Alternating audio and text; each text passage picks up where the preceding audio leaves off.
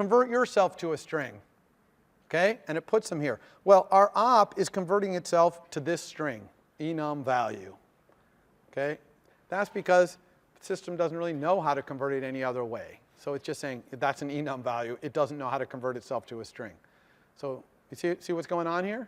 So I'm going to show you how to teach a type to turn itself into a string. Okay? Because that's really valuable for debugging. And also might be valuable for your homework. So how are we going to do that? All right. The way you do that is you have to add a computed property to your type. And enums, just like structs and classes, can have properties. Okay? Only computed properties in enums, structs and classes can have properties that are values, like this over here, right? But they can only be computed. You remember a computed property looks like this, var, the name of it. It has to be called description, because it's going to be a string description of it. The type has to be string. It's a string description of it. And then, of course, you want your get here, and your get and your set. Set. But it has to not only be a computer property, this description thing, to make this work, it wants to be a read-only one. So we're not going to put the set. So there'll be no set, just a get. So this get just has to return this op as a string. So it has to somehow turn it into a string. Well, how would we turn our op into a string? Well, for the operations, we're just going to return the symbol. Okay? If this is a plus operation, turning into a string is I'm just going to return a plus. Because that pretty well describes a plus operation, a plus. For the operand, I'm going to have to turn this double into a string and return that. Okay, so how am I going to do that? I'm going to do that using switch. I need to switch on myself. Okay? Because I'm going to do this switch so that I can get these same things out here. I'm going to do the same thing I did here. See how I did this switch? So I could get these associated values out. I need to do the same thing here. So how do I switch on myself? I say switch self. Okay? And then I just have to say the case for operand, and I'll let that be the operand. And I have to do the case for unary operation. Now, when I do the case for unary operation, I want the symbol, but I don't care about the function, because I'm not actually going to compute anything. I'm just going to return the symbol. And then for binary operation, same thing. I want the symbol, but I don't want this. So that's the don't care. And what am I going to do in each of these cases? Well, in the operand's case, I'm going to return a string. That is that operand. Oops. Don't like the way it puts that extra thing on there, okay? And then in the unary operation case, I'm just going to return the symbol. And in the binary operation case, I'm also just going to return the symbol. And we have, oops, don't want parentheses there. Okay, and we've covered every case of this switch. So not only does it know that this switch is covered, but it knows that we for sure have returned something out of here because we only have one expression here, which is the switch, and we know that covers every case. So there goes. So we have this nice description. Now, this is not quite enough. Okay? You have to implement this property, this computer property, read-only. But you should do one other thing, which is up here. You have to put colon printable. Now, I told you enums and structs have no inheritance. So you're like, what? Wait a second there. You're telling me op inherits from printable? And the answer is no, it does not inherit. Okay, it's an enum. Enums don't have any inheritance. Only classes do.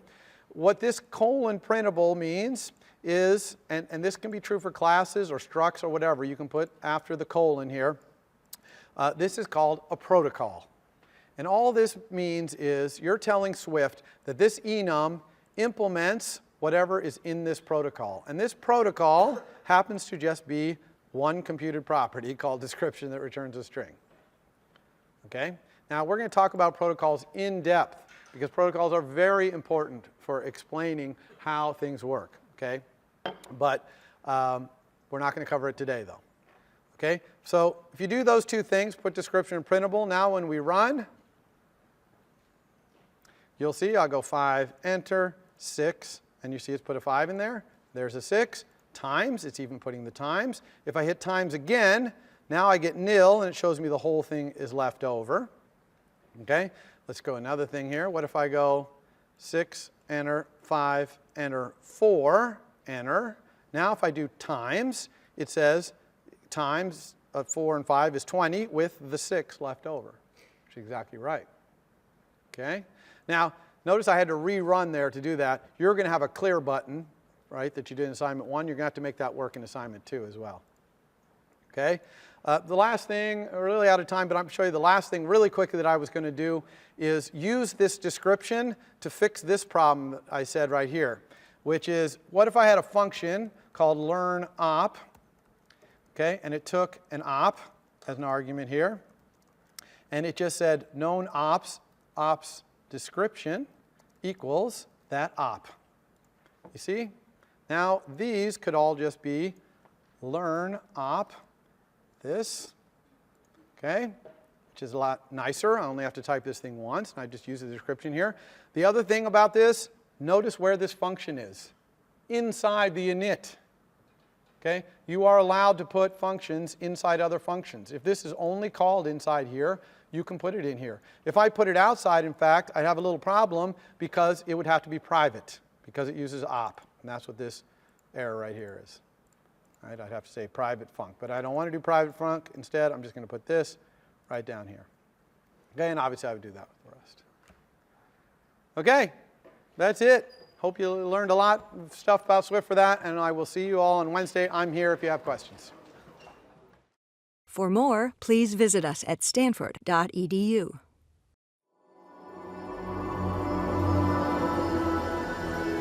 Stanford University.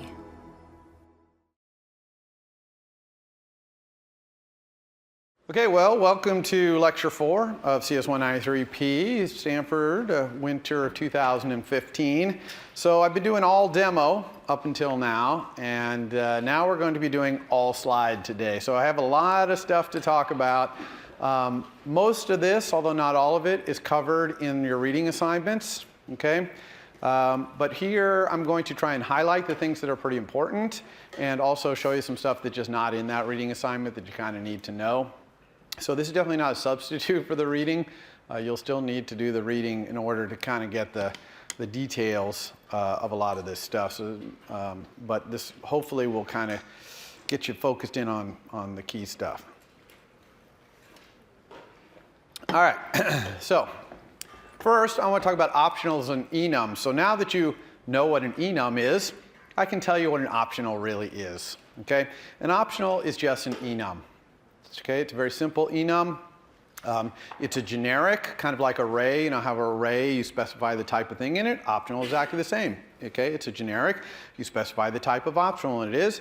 And that type, which is T here in this little enum, is just the type of the associated value. You know that enums can have associated values. So that's just the type that if the optional is not nil, that's what you get. So that's all an enum is. And so, for example, this is what it would look like if we used the enum notation to do an optional, saying, you know, x, which is an enum, or it is an optional string equals nil, would just be saying x equals optional angle bracket string dot none. Okay? Or if you're setting it to not be none, you would say optional angle bracket string dot sum, parentheses, the associated value, which would be hello. Does that make sense? So optional is really actually super simple. The question mark and the exclamation point, I know that makes it seem like, whoa, it's really complicated, but it's pretty simple, really. It's just syntactic sugar to do this optional. Now, the unwrapping really just looks like this. It's just a switch. And in the case of sum, you give the value back. And in the case of none, you raise an exception. Okay? And simple as that. That's why it crashes when you unwrap something that's nil. Okay, so that's optional. All right, so array, I just want to, we covered this, so I'm going to go really fast through this, but arrays, the syntax there is the same, right? That square bracket thing, that means exactly the same thing. Also, you can't append or modify in any way an array that is a let, right? That's a constant array. I just want to make it clear that defining an array to be a constant by saying let something equal an array versus var something equal an array means that it's immutable. So you can't do append or insert or anything else that you could do on a mutable array.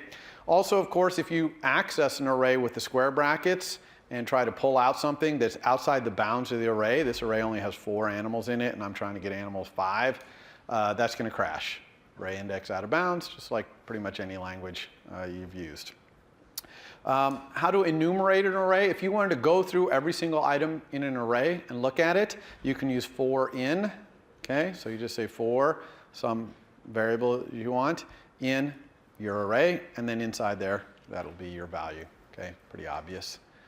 I put this here mostly to compare it to the next slide, which is dictionary. So dictionary, again, that square bracket thing is an alternate for the exact same thing.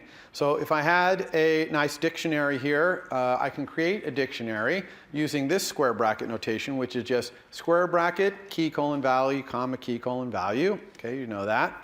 And you also know that if I access a dictionary with the square brackets, it returns an optional. And that's because, for example, here, I'm looking up Pac-10 team Ohio State. Obviously, that is not a Pac-10 team, so it's not in the dictionary, so it's going to return nil. Okay, so that's why when you access a dictionary, it comes back, it's an optional. To enumerate a dictionary, you use a tuple. Okay, so you say for the tuple, key comma value, in the dictionary, and then inside there, key and value will both be set. Okay, so that's really easy way to enumerate dictionaries. Make sense? All right, I'm going to teach you about a new struct that you haven't seen called range. A range is just 2 points of a sensible type. So a starting point and an ending point. It's exactly what you think a range would be. Now I say a sensible type here because, you know, the sensible type depends on what you're talking about. For an array, the sensible type is an int, but for other things like a string, it's not. And we're going to talk about that in a minute. Range is also a generic, just like array or like that optional enum. And so it takes the type of thing. So the range, again, to specify a range in an array would be range angle bracket int, because ints are how you index an array. So if you were going to specify a range in an array, they would be ints, okay? And it's approximately what I put here. It's not exactly this, but as far as given what you know so far, this is the best I can describe it to you. It's just a struct that has a start index and an end index, and it is a struct. You can go and get those values and set those values out of there.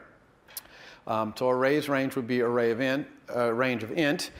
String, you would think that a string would also be, subranges of strings would also be specified by an int, but it's not. There's a special type called string.index, which is an index into a string. I'm going to talk all about that in a later slide. Okay, so ranges, just like arrays and dictionaries, we don't usually say range angle bracket int equals something. We use this special syntax, and the special syntax is this 3 dots or 2 dots and a less than sign.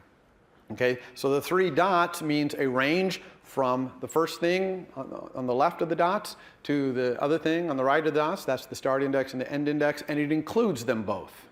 Includes both the start and end. Whereas the other one, 2 dot dot less than, means it includes the first one, but it does not include the second one. So it's an open-ended range. Okay, because both of those kind of ranges are common. So that's how we specify a range. 99% of the time we don't use the range struct to do it, although you could create a range struct and you could pass it as an argument to anything that takes these dot dot dots. You could put an actual range in there as well. Okay, they're the same thing. It's just the dot dot dots are syntax to create that range for you. Okay, and the things on the either side of the dot dot dot, you know, it depends on what kind of range you're kind of creating. If you're creating an int range, a range of angle bracket int, then they'd be ints. Okay, but if you're doing a string, they have to be string.indexes. And that's a little harder to create because a string.index can't be created from a numeric literal. You have to create it programmatically. So we'll talk about that in about 10 slides or so. And you can enumerate a range using for in, just like we can with arrays and dictionaries there. Okay. All right, other classes besides arrays, dictionaries, range. NSObject. So NSObject was the base class for all Objective-C classes. In Swift, we don't really have a base class for all Swift classes. However, there are some kind of advanced features in iOS that require even your Swift class to inherit from NSObject. I can't really talk about them because there's other things you need to know for me to even explain them to you, but down the road that will happen. It really doesn't hurt to make your Swift class be a subclass of NSObject, so we could have made calculator brain be a subclass of NSObject. It wouldn't have hurt, and in the future, once we learn these advanced things, it'd be nice to be able to do those advanced features with calculator brain. So it's kind of one, you can feel free. I'm not sure what to say the best practice here is to always have your Swift classes inherit from NSObject. All the classes in iOS, like UI View Controller and all those, they all inherit from NSObject eventually. It's the superclass of all of them. There's not really much in NSObject anymore that matters. But like I say, there's these advanced features. But then there's NSNumber. You've actually briefly seen NSNumber. NSNumber is just a generic number holding class. It just holds a number. That's all it does. And it has a ton of methods on it. I'm not going to go through them here. You can look in the documentation. But the methods are things like double value, int value, which is give me your value of yourself as an int, as a double, etc. In Swift, we don't really use this very much because it's strongly typed, and so we're using types like int and double. But in Objective-C APIs, there's NSNumbers lying around. And so you kind of need to know about it. I'm going to talk a little bit later about the fact that all those Swift types are kind of magically bridged to NSNumber, okay, those ints and doubles. So you really don't even have to worry about NSNumber unless you're going to use something like the NSNumber formatter that we used in the assignment, okay, because that thing returns an NSNumber. Yeah. So if there's no like NSObject parallel in Swift, is there a way to make like an array that holds any kind of? Yeah. So the question is, if there's no NSObjects, well, it wouldn't really matter about NSObject, but the question is, can I create an array where there are random objects in there? And we're going to talk about that later. Another class, NSDate, exactly what it sounds like, stores a date, lets you get the current date and time too. Pretty self-explanatory, has lots and lots of methods in it. And it has even more and more methods because there's those three other classes mentioned here, calendar, date formatter, and date components. And if you're ever doing a date where you're going to put a date on screen as part of your application, you really want to look at all these classes and read the documentation that talks about dates, because dates are displayed very differently around the world. Different calendars, different, even different languages. The order of the month, day, year, even if you're using the Gregorian calendar, is different. So you really, dates are tricky to get right if you want to build an app that can work around the world. Okay, so I'm just kind of warning you, if you're going to build an app like that someday, you want to really understand date and all its friends here. There's NSData, super easy class. It's just a bag of bits. Okay, could be a gigantic bag of bits, small bag of bits, whatever, but it's just untyped data that's just in there. You can think of it almost like a pointer to memory, and you just don't know what's in there. This is how iOS will pass around untyped data, raw data. It passes it around using this class. It'll be obvious when we start using this what it's for. You're not going to be using NSData much in this class because we're not dealing with raw data that much. Okay. All right, so I just wanted to mention some of those classes just so you know they exist. You can check out the documentation on all of them to find out more about it. And I'm going to revisit a few of them like array and dictionary and string because they're so important. I'm going to actually talk about some of their methods. But I want to talk a little bit about data structures in Swift in general. Okay? There's really three fundamental building blocks for your data structures that you might build. And you've seen them, two of the three of them in detail. But they are class, struct, and enum. Okay, they're the three basic building blocks. And they look very similar. Their declaration syntax looks very, very similar, right? Just the only difference is whether it's class, struct, or enum, but otherwise looks the same. They're also very similar in that they can all have properties and functions. Okay, all three of them. Now, enums, their properties can't store any values. You store the values in an enum in that associated information, but they can have computed properties. Okay, and all three of them can have functions. Right? Okay, so it's important to understand. So they're very, very similar in that way. They're also similar, at least structs and classes, in that they can have initializers. And we're going to talk about initializers in detail in a few slides.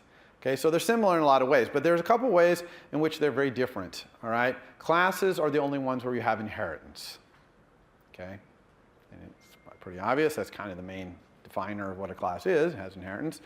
And then introspection and casting, which I'm also going to talk about a little later, those are only for classes.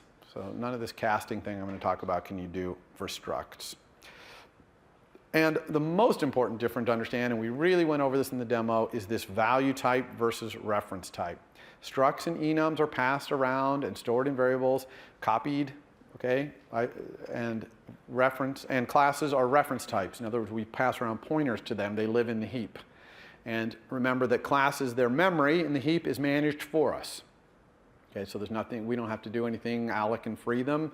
We create them when we want, and when no one's using it, it gets cleaned up. And it's not garbage collection, okay? Reference counting, automatic reference counting. But I want to just have a slide on this value type versus reference type again, because it's a really important thing to understand it, because people get confused writing the code and they don't really understand what's going on. But a value type, structs and enums mean that it's copied when you pass it into a function. It's copied when you assign it to a different variable. This one especially gets people, they don't understand this. If I have, let x equals array, and I say let y equal x, that makes essentially a copy of x. Now, that copy might be lazy behind the scenes, but as far as you're concerned, it's a copy, okay? And if you want it to be mutable, you could copy it into a var instead of a let, and now you could mutate it. And if you mutate it, you're mutating your own copy. You're not mutating what the other one pointed to, okay? Because of this, when you make a struct or an enum and you add a function to it that modifies it, you have to mark it with this keyword mutating. And that's so that Swift knows when someone else tries to use your enum or struct, if they use one of these mutating functions, it obviously has to be in a var, not in a let type variable, okay? So reference, stored in the heap, reference counted. Even if you have a constant pointer to a class, let something equals the class, you can still send messages to that thing that can mutate it because it's in the heap. All right, so you have a pointer to it. So, and when you pass it to a function, you're passing a pointer to that thing. So if the function modifies it, it's modifying the thing back where it was called, okay? So, which do you use between these two? Well, 90% of the time you're going to use a class. This is object-oriented programming language. You're going to want to have the ability to do inheritance and overriding and things like that. Structs are really more for the basic fundamental types like double, int, array, dictionary, string. These are all, really fundamental things. And when we get into the graphics, you're going to see that points, sizes, rectangles, those are structs, okay? But most of everything else we build with classes, okay? And since it manages all the memory for you and all that, it's really no big pain to use classes. All right, so methods. So I want to talk a little bit about methods, all right? You obviously, if you override a method in a class, you have to put the keyword override in front of it, okay? You can also mark a method final. That means no one can override it. So if someone subclasses a class you wrote, they can't override it if you marked it final. You can also mark an entire class final, which means it's, this is the end of the line. You can't do any subclasses of it, basically. Okay? Both types and instances have methods and properties. So types, a type is like array, that's the type. An instance of an array is an actual array with things in it, okay? Let's look at this piece of code right here. I've defined a double, okay, this var, which is a double. And I say if the double is sign minus, that means if it's minus sign, it's negative, then I'm going to set the double to be the absolute value of the double. So is sign minus is an instance variable, an instance property. You send it to a particular double to ask it, is your sign minus? Whereas double.abs is a type function on double. You pass the double you want to operate on to it, and it works on it. But you're not sending abs to a particular double. You're sending it to the class, or the struct in this case, the type.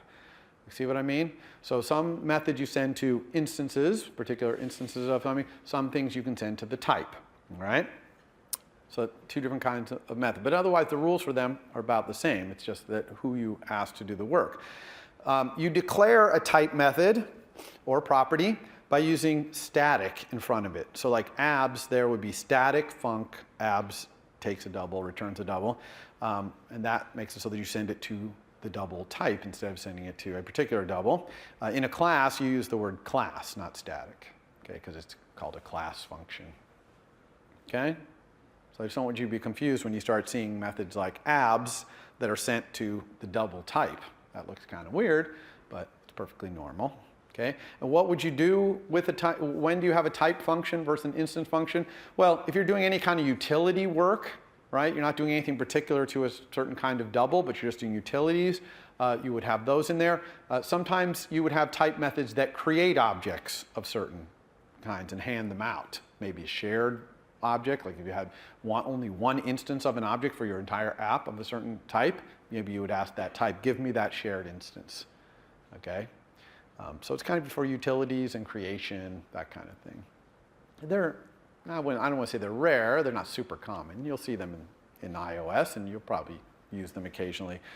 You would use them really instead of global functions. You can have global functions in Swift, of course, but you'd really probably prefer to make it a type method so that that function is associated with, you know, the type and kind of, unless it truly is a global function that just applies to the world, it's not about a particular class. Usually you would make them be a type function or a type variable. All right. So method. Now let's talk about the parameter names of methods. This is going to be the crash course. You read all about this, I hope, in the documentation. But all parameters to functions have an internal name and an external name. So we're talking about the parameters, okay? So down there, foo, the parameters, parameter to foo there. Okay, it has internal name and external name. So the internal name, which goes kind of near the colon, is the name that thing is going to have as a local variable inside the method. That's its internal name. And then the external name is the name that callers are going to use to put before the colon, okay, when they call the thing. So in bar there, I'm calling things, and in foo, I'm defining them. So you see that here, I call foo with external colon 123, even though internal to foo, that thing is called internal. Okay? So you can have both external and internal names. They can be different. You can put an underbar. Remember, underbar is kind of the don't care thing in Swift. You can put an underbar if you don't want callers to use an external name. So now look at bar. It calls foo. It doesn't even put internal colon or external colon. It just puts the argument there. Okay? So the underbar says, I don't want to have an external name for this. Okay? Now, that is the default for the first argument to a function. So foo only has one argument, so its first argument, its only argument. You can see that when you call it from bar, you don't say internal colon. That's because that underbar thing is the default. Now, if you don't want that to be the default, you can force the first one to be required by putting a pound sign there, a little hashtag. Okay? And that makes it so you have to say internal colon. Okay? For other parameters, not the first parameter, but other parameters, the name, the internal or an external name, is mandatory, okay? Unless you put and you can change the name. It can be, you can have the external name be different for any parameter, not just the first one. And you can put the underbar in there and make it so even the second one has no parameter name. This would be incredibly unswift-like to do this, to have a function like this that takes two arguments, and the second one doesn't really have a name. Because in Swift, you can kind of think of the name of the method as describing what the first argument is. The first argument to your method should always be kind of obvious based on the name of the method, because the method does something, it operates on something or whatever. That should be the first argument. That's why it usually doesn't need a first parameter name. And then all the other arguments, you want to give them names so people understand what they are, okay, what they're about. And in other language, a lot of times you'll have a really long method that says, you know, do this and that with this other thing and that. And then in parentheses, you have 4 arguments, and people have to kind of match up what's what. Here, the name of the method really is kind of distributed out amongst its arguments, so it's really a lot easier to read and a lot easier to understand what the heck is going on. So I don't recommend it. I don't recommend putting the underbar in parameters. There are some exceptions, but I generally don't recommend that. Okay. All right. Properties. Let's talk a little bit about properties.